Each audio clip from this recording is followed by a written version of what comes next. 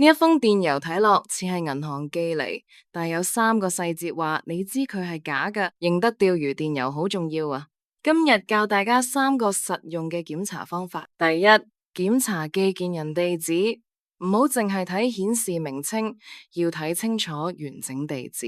譬如明寫住 HSBC， 但地址係奇怪嘅網域，咁就明顯係假啦。第二，檢查連結。撳之前將滑鼠移去連結上面，英文叫 hover。瀏覽器左下角會顯示真正嘅網址，如果多咗字母就千祈唔好撳。如果你用緊手機，可以長按條連結，預覽下個網址係咪正常嘅。第三，留意語氣同內容。